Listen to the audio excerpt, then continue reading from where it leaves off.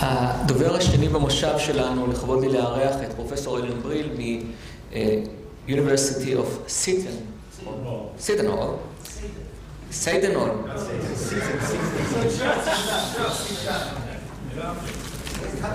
You missed the call. I know. But this is the reason that Professor Brill is the corporate was under a chair for Jewish Christian Studies at Seton Hall University, where he teaches Jewish studies in the Department of Religion.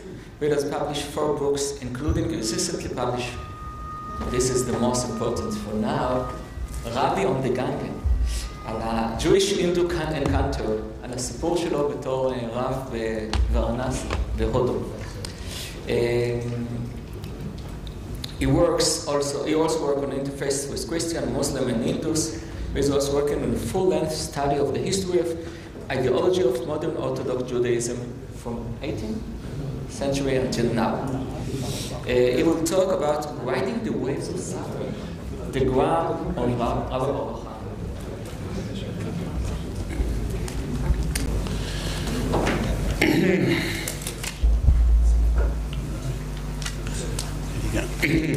I thank Rafi Shachat for inviting me to this conference, and I'm surprised nobody mentioned that we've been having these conferences for 20 years here at bar-Ilan. Starting in 1997, the 200th yahrzeit of the Vilna Gaon, we've been having conferences here, and this is already my 4th conference. We put out several volumes, and I'm surprised we got to this point in the conference without mentioning how many times we've been together having some of these discussions. But one of the topics that was not covered was actually the Vilna Gaon on suffering.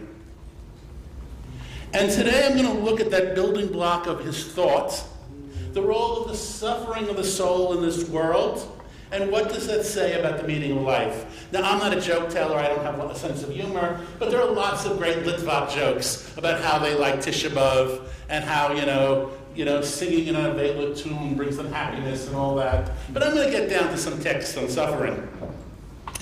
The Vilna Gaon first presents his view of suffering in his commentary on Yonah. He includes it in his Zohar commentary in various places, and presents it fully in his commentary on the Talmudic Aggadot, Rabbah bar Chana, now actually written in that sequence. In the Rabbah bar Chana commentary, he presents the soul as a boat, riding the waves of suffering and desire which constitute the world. Very Buddhist, suffering. But the Vilna Gaon, the way to ride these waves and to overcome it is to mentally cleave to Torah. And this is going to open up to a number of other historic issues. This concern with Rabbah bar Chana was actually quite widespread in the 18th century, of which there are over 20-something commentaries on Rabbah bar Chana only in the 18th century, which have never been studied. I will look at 2 of them this evening, the Darchei Noam of Shmuel ben Eliezer and Reb Nachman of Breslov. And as a side point for some of the context and importance here, know that these ideas of suffering in the Vilna Gaon are still used by Haredi thinkers, such as Reb Moshe Shapira, the Kabbalist in Yerushalayim, or Reb Aaron Feldman, the head of Ner Yisrael Yeshiva. First, Yonah. The Yonah ideas of the suffering of the soul are completely built on Tikkunei Zohar 21, and Tehillim 42:8. He's taken from that idea that we're riding the suffering and we're putting up with it, and that God sends the soul to this world to be rectified in this world, and if the soul does not rectify it, it has to come back again to figure out what to do. So in chapter 1 of Yonah, the son of Amittai, which he takes to mean the son of God, since the soul is drawn from God, a resemblance of son to a father. As a side point, Professor Edel's not here anymore. This is one of those cases that don't fit his Menachem Mendel Shklov example. It's not a messianic reference. It's just the fact that the soul comes down and has to come back up. It's a Platonic coming down and going back up. But the wickedness of this world is a destructive force. Tarshish, represents the pleasures of materiality in this world. The soul is a ship. So the soul is in a ship, which refers to the body. So if this world is compared to a sea, our goal of those who go out to sea is not for the purpose of staying in the sea, but rather to bring goods to dry land. So too, this world and the sufferings and troubles, which are the waves, as it says in Tehillim, all the breakings and waves have come over me, are only part of the growth. The body is compared to the boat, which one descends to the sea, and the soul is in the body, comes to the world, and comes back perfected. And then the Lord hurled a great wind into the sea. This refers to Satan, evil, this world, which always seeks to defile the soul. And that the ship, meaning the body, will become broken in this world from all the materiality because people think they never die or they become attached to this world. And therefore the Vilna Gaon says that almost everyone has to have a Gilgul, a reincarnation. Another topic that we have not done in these series of conferences, the role of Gilgul within the Vilna Gaon. The second chapter of Yonah, or the end of the first chapter, when Yonah is thrown overboard, that stands for him dying to this world.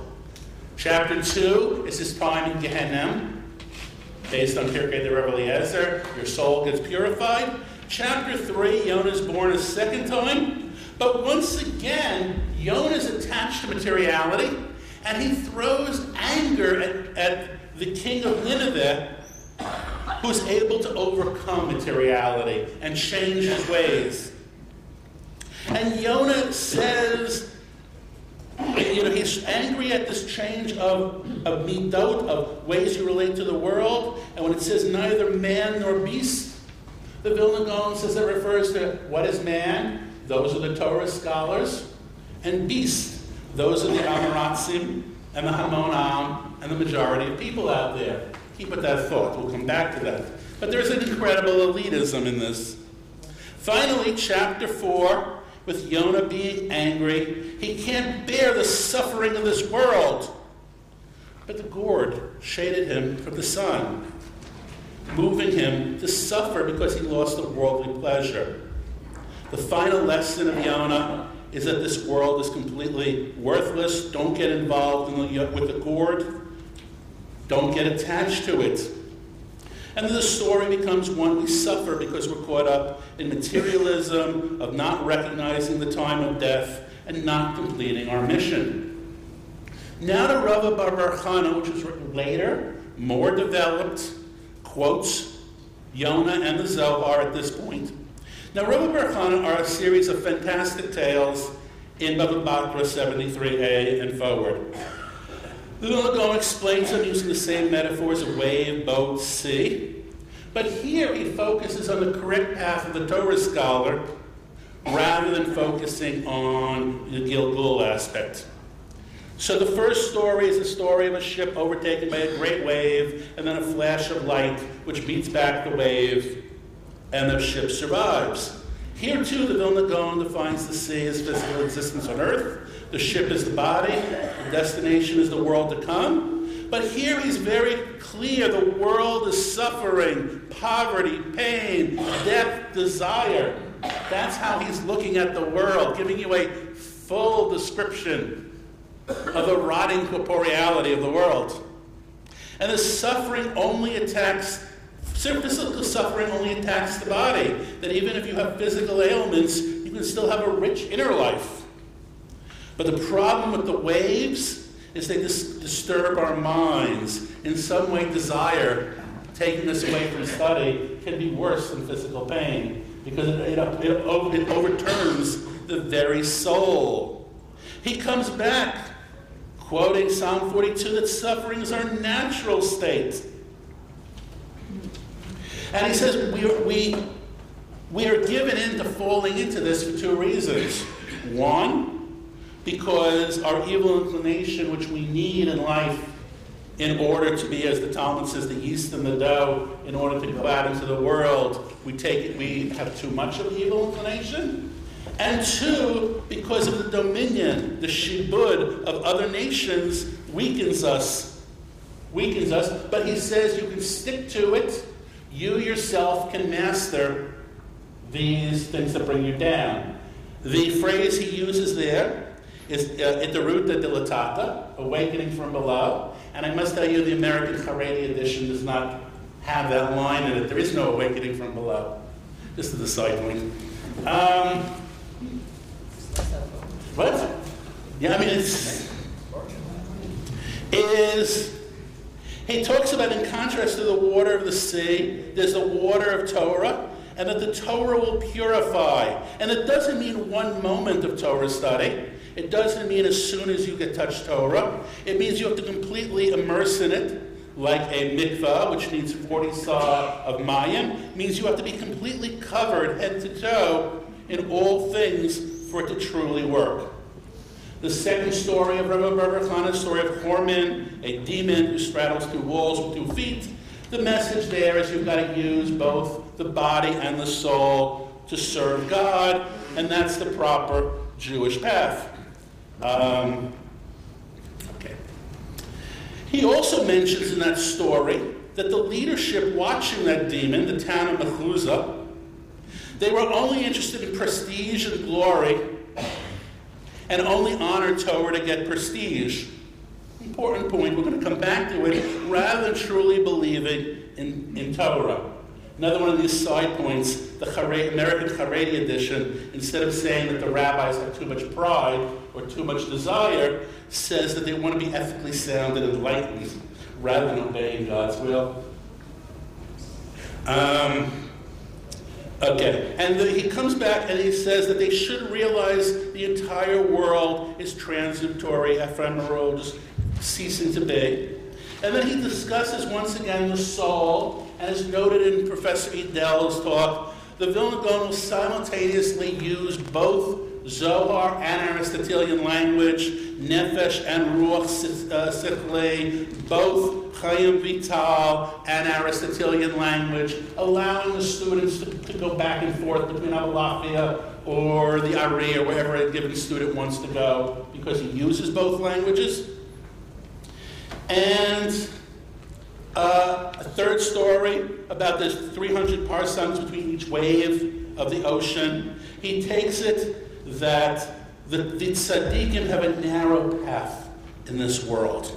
Okay? One final story is in a story of the mountain goat and the 3 serpents. He says the mountain goat is the arrogant rabbi, the arrogant scholar who's not serving God, and the Hamon Am, who are nothing but pride, like those rabbis. Okay? And I'm going to skip over the rest of the stories for time. Now, where I'm taking this is, let's go back to the 18th century.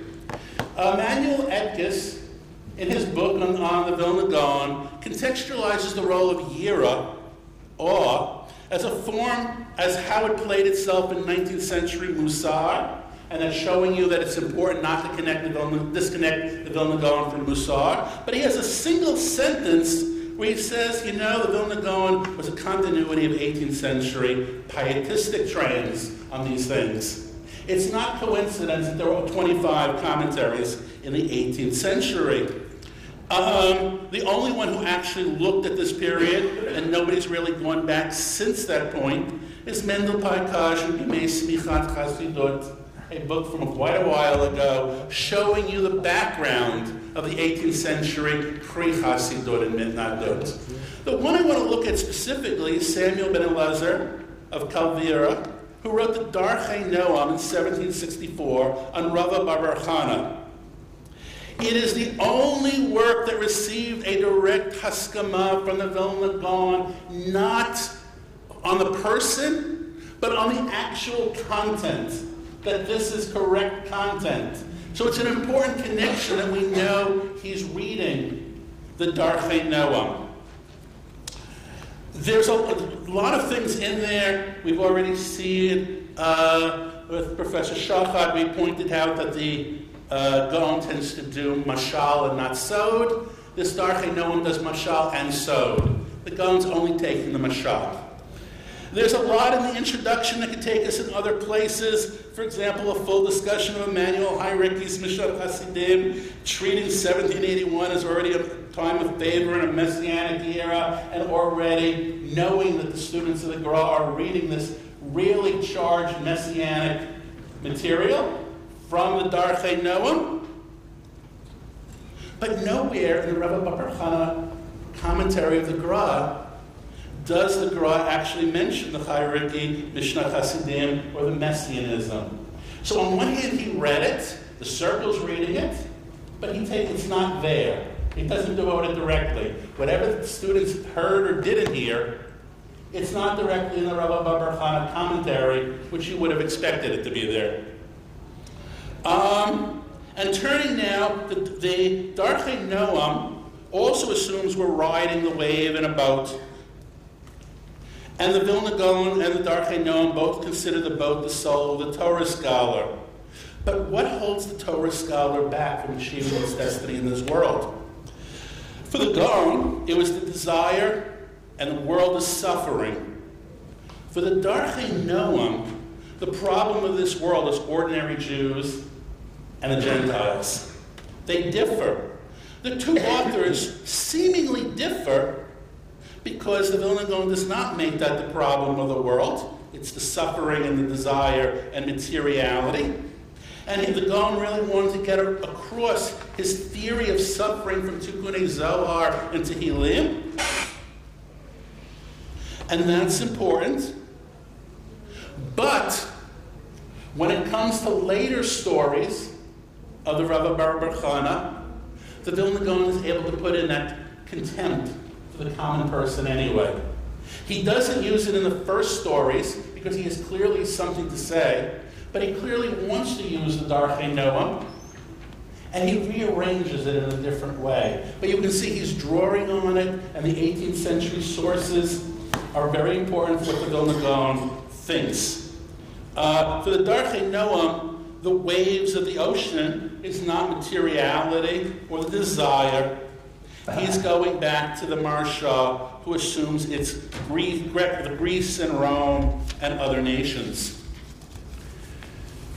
Another 18th century text that is not usually mentioned in the Gra, and you would have thought by now, with all the research of Rav Nachman of Breslov, somebody would have discussed it by now, is that the opening chapters of Likutei Maharan are the form of a commentary of Rabbah Bar stories. That same background coming out of that era of Rabbah Bar stories. And once again, for Rav Nachman, the scholar is in the boat, the soul in the body. The waves of the evil inclination, which wants to sink the boat. Okay? Similar to the Vilna Gaon. The Rav Nachman says you have to have a Torah of holiness so that the boat does not sink, to subdue the inclination, very much like the Vilna Gaon. And then we go off the rails and the two of them diverge, because then Rav Nachman says, if your boat sinks or gets capsized, you go insane. Okay? That's a piece of Rav Nachman, no longer on the same track as the Vilna Gaon. But they go quite a bit on that same track. And then comes back with Nachman of Breslov, says that only walking in the Torah of Hashem, only studying Torah with vigor, are you able to receive from the intellect and the boat not capsizing. Once again, the same. Next part, Rav Nachman of Breslov says that tzaddikim of each and every era raise the prayers of everybody, and that everybody has to connect to the tzaddik in order not to drown or the boat to be capsized. Okay? So therefore you would think it's very different, because we didn't see in our discussions the role of the tzaddik within the Vilna Gaon. However, it's actually not so different, because if you actually cull out from both Yonah and the Rabbah Bar and Mishlei, there are dozens of references to the importance of the tzaddik within the Vilna Gaon, another topic we tend not to play up. And so some of them, The world is a narrow path, and only the tzaddik is able to walk the narrow path, as the Gaon, Mishlei 2:19. The Gaon, also in Mishlei, will say the true tzaddik should be a hereditary, because only if you have it hereditary do you truly know how to help others, not only help yourself, but to help others. He talks about how the tzaddik will raise people out of Gehenna. The Vilna Gaon we're talking about. The Vilna Gaon says that the tzaddik can overcome suffering through Torah, but on the other hand, the Rishayim, the evil people, will have nothing but suffering in their lives.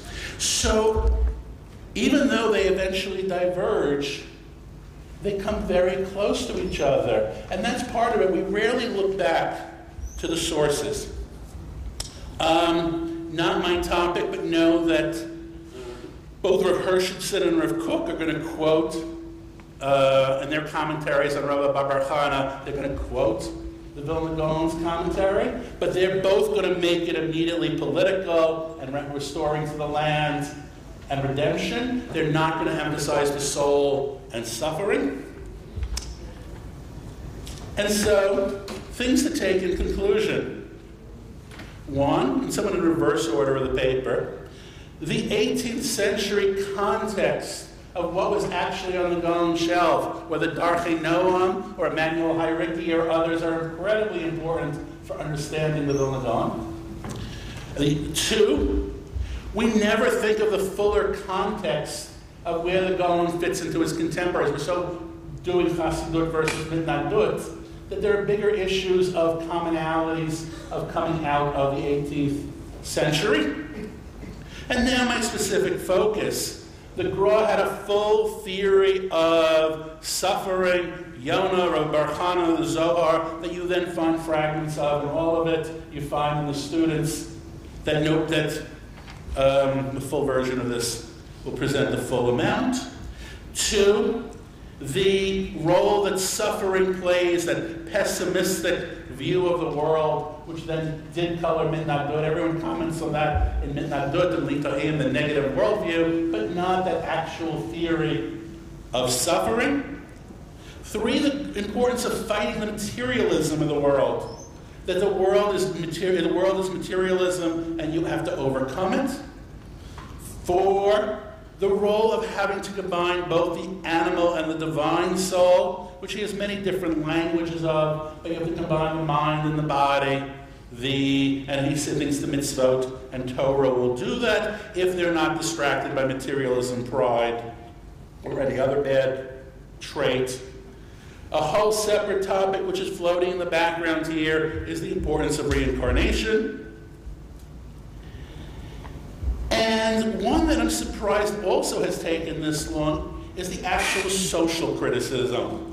When Ben Zion Dinor wrote the article 100 years, 80 years ago on the social context of early Hasidism, it was early Hasidism, but he did not go through the Mitnaged and non-Hasidic texts. There's an incredible amount of social criticism of rabbis, leaders, communities that are in the background here, that a social historian could do a lot with, separate than Chassidut, about even how the oligarchical rabbinic elite viewed the world. And if you're going to take any one thing from my paper today, with all this quoting of either verses or from Rabbah Bar Hanna, is if somebody asks you, do Jews see the world as suffering? You can answer loud. Professor Brill, I wanted to ask you about, because Professor Hanna introduced you as somebody who is doing interfaith between Buddhism, Hinduism, and Jewish studies. So I wanted to ask you to see any hints or any connection or any linkage or any thing between, Hinduist, Buddhist, and the Gaon of Vilna. We think that India is very far away, but during the history of the Jewish people, many occasions there were a kind of a linkage. So I'm just asking from this point of view. So it's not him, it's going to be the students in the social context. from, oh, what's his name? What's his name from Ben Gurion? Who does Rav Nachman and... What? Ben Meir. President Meir has, shown the edited editions of Shivchei Habesht and Me'orot Tzvei on Shabtai Tzvei had quite a bit of the Christian accounts of Hinduism and Buddhism, and some of the stories, both of various rabbinic figures, were colored from those. It's not an Eastern influence, it's a funny backwards Christian travel accounts. This is what an Eastern saint looks like, and therefore they make the same colorings. So that is in the background because those books were widely read. Those books were widely read, but it's not a direct influence.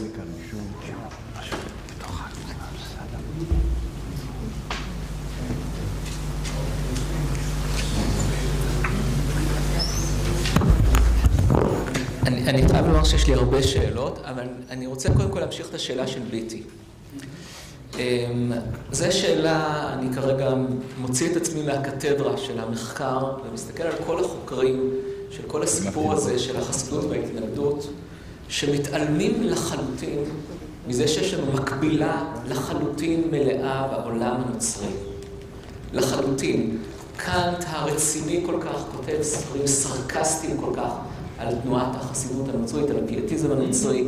זה כאילו עולם יהודי בפני עצמו שלא שמע על סביבתו לחלוטין, ובעצם במובן מאוד עמוק, הגאון מווילנא וההתנגדות והבשט, והם בבועה היהודית של עולם שלם מחוץ לסיפור היהודי, שלא רק היום הזה נעדר פה מהדיון, הוא בכלל נעדר מהמחקר. אני כמעט כל שנה אומר לסטודנטים, חברים, יש פה דוקטורט, פוסט-דוקטורט ועוד 2 דוקטורטים שעתינים שמישהו יתחיל לעבוד איתם, ויש פה ושם רמזים, אבל זה לא באמת. יש לי עוד 2 שאלות, אבל לא עכשיו. So the answer is that it's not that it's unknown, but it's not by the circle of the Gra itself. For example, you open up the Ranak, the Moreh Nevuchim Azman. He's clearly contextualizing Chassidut in the Shvamarai, in the German pietists. The Maskilim clearly know the Christian literature, and they're condemning both sides, using, they're both Papists and Shvamarai, and criticizing it. But that doesn't mean the direct students of the Gra are using that. Beyond that, who was mentioning the conversion? You mentioned the conversion is the English Missionary Society was speaking to Talmidim HaGra. They're clearly speaking. They knew them. There's David Ruderman's putting out a book on the cultural aspects of that Christianity that is entering into those discussions, which do become this cross-religious point of view that are within the world of the Nagdim, whether through the Missionary Society, whether it's through Ribal. If you read Ephes Damim or Zerubbabel, you'll then have debates of the differences between Greek Orthodox, Russian Orthodoxy versus Catholicism within the Ribal. An important point. You will, there's a number of those points that we don't tend to think of, to the extent that if you're a Litai and you read German, you actually knew all that material. I know, but people, the scholars here, we don't talk about it. Nothing for us. All these questions. אני רוצה לומר לך עוד משהו. בתור סיפור, אני... גם כשסופרים סיפור? ויוקר. וואי. אני אנסה להתקרב. מי חשב על המיקרופונים האלה? לעמוד. פלג אומר שאני אעמוד.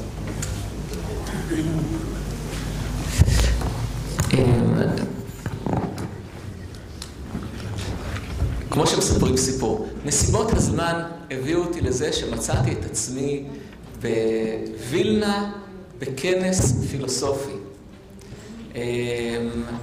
וכיוון הייתי שבת לפני, חיפשתי, המלון שנתנו לי היה מלון קטן, ואיך שאני מגיע למלון חזרה ביום שישי אחר הצהריים, אני מגלה המלון חרדי.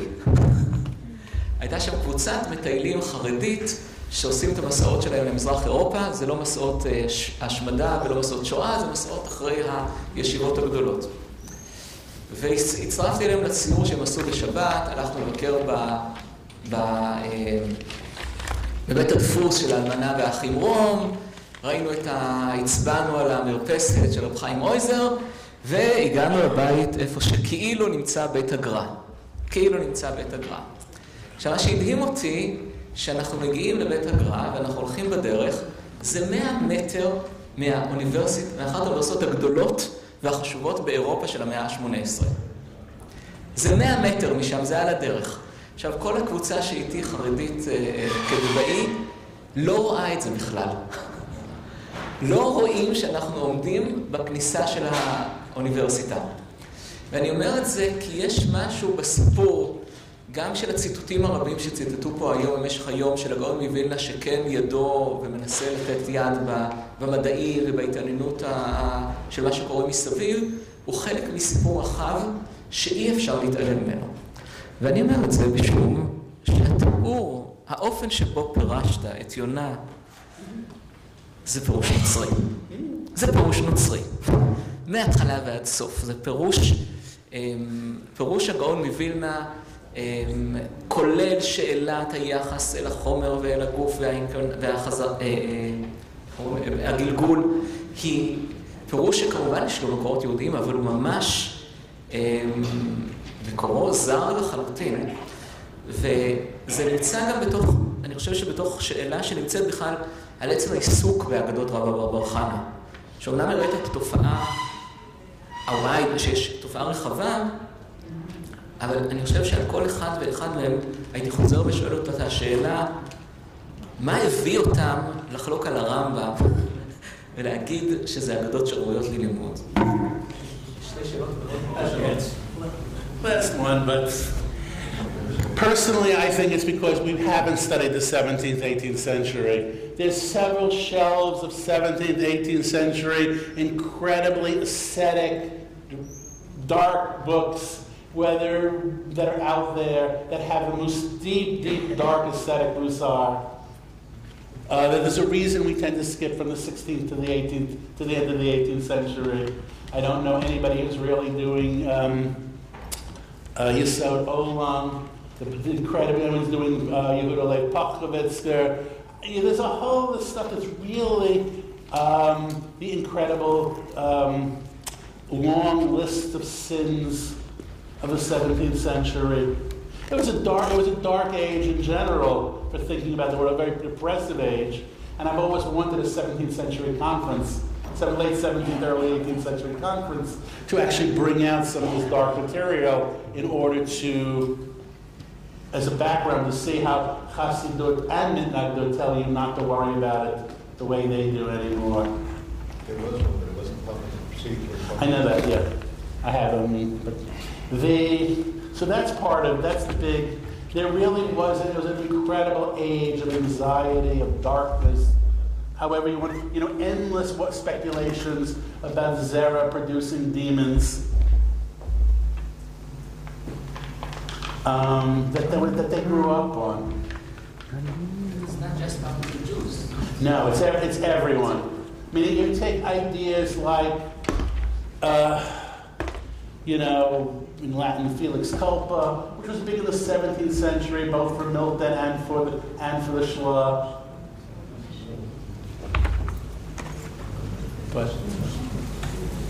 מעניין שדווקא אברהם, אחים של הגר"א, מעלות התורה שפעם, בזמן הארי, הם היו חוטאים, היו מגלגלים בשלג, היו צומות, היום רק צריך ללמוד תורה. אותו דבר מופיע אצל חיים ולוז'ין, גם על דברים אחרים. The starting assumption is that you're rolling in the snow, not Hasidic Ashkenaz, but they're quoting the 17th century books. נכון, אבל מה שקורה שם זה, אפשר למתוח קו, תשובת המשקל מפסיקליס, להופיע בספרות הלכתית פרופר, במאה ה-18, בתשובות של הנולד יהודה.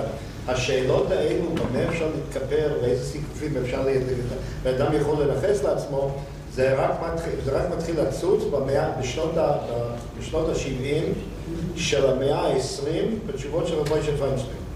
בעיצומו של גל החזרה בתשובה בקרב הצעירים באמריקה, אז מתחילים לשאול, אני כתבתי ככה, מה אפשר להתחתן? רבי שלא יודע מה לעשות עם הדברים האלה, הוא אומר, תגיד תהילים, תעשי ככה, תעשי ככה, אבל רואים שבאמת היה נתק, והסיפור הזה לא נמשך, ורבי שבאמת מתחיל מאפס, הוא לא חוזר יחסית החזרה לענות ביהודה בנושא הזה, וגם למסורת של חסידי אשכנז.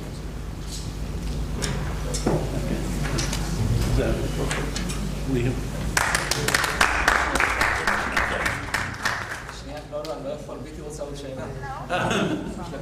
לא שאלה, אבל אני, בקשר לדברים שלך, שאתה חנוך, על הקשר לעולם הכללי, אני אומרת שמאמר אחרון שהעלה יהודה פרופסור יהודה ליבס המושטת, מאוד מעניין בהקשר לזה, לא בקשר של החטאים והאקסטזה, אלא בקשר של המושג של רב חיים מוולוז'ין, של, כמו שדיברתי עליו בבוקר, על לימוד לשמה. והוא אומר, המרחק בווילנה, בקניגסברג, איפה שחי כאן, היה לא כזה מרחק גדול. והמושג הזה של הדבר כשלעצמו, המושג הקנטיאני של הדבר כשלעצמו, מאוד מאוד מעניין בהשוואה שלו למושג של תורה לשמה. בעצם, כאן תודה שאנחנו לא יכולים להשיג את הדבר כשלעצמו. רב חיים מוולוז'ין מתאר מהו הדבר כשלעצמו, אבל כן אומר שאפשר לגשת לו. בקיצור, אפשרות, כל בגדר השערה. היא אפשרות הרבה יותר קרובה כשמבינים את הקרבה של הספרייה של אוניברסיטת וילנה. היא מאוד מאוד קרובה למה שאומרים ששם הבית שלו. הבית הוא לא שם, זה לא משנה. הקרבה היא מאוד גדולה, זה לא איזה מרחק, זה האזור. רק תוספת על אפשרות קנטיאניות במחשבה של רב חיים מוולוז'ין, כמובן לא על הגר"א, אבל בשלב יותר מאוחר, גם אפשרות שצריך לבדוק אותה. אני חוקר... בני אמור להיכנס לפה כל שנייה.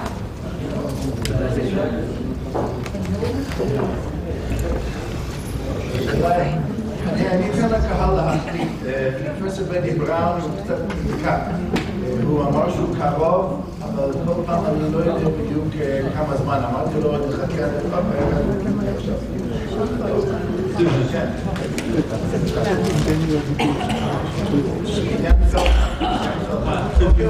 הוא הגיע.